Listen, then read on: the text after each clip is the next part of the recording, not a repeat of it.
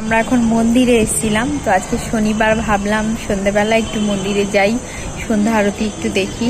মন্দিরে গেলে মনটাও ভালো লাগে। তো আমরা এই দুজন এখন পুজো টুজো দিয়ে বসে আছি। এই যে পুজো দিয়ে পুজোর ডালা নিয়ে এখনও বসে আছি। দোকান থেকে এখন ওটা মানে প্যাকিং করাও হয়নি। তো সন্ধ্যা আরতি দেখছিলাম, দেখাচ্ছি। আমরা ঠিক মন্দিরের অপোজিটেই বসে আছি একদম। দেখুন মন্দিরটা ঠিক ওই দিকে, আমরা ঠিক উল্টো দিকে বসে আছি।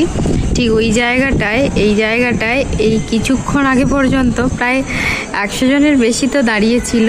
সন্ধ্যা আরতি হচ্ছিল, সবাই দেখছিল, আমরাও ওখানেই ছিলাম। তো এই মাত্র জাস্ট এখানে মুহূর্তটা কিন্তু খুব দারুণ।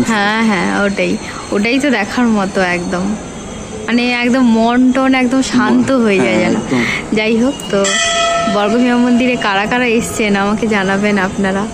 সত্যি মানে সন্ধ্যা আরতি কারা কারা দেখতে পছন্দ করেন সেটাও জানাবেন।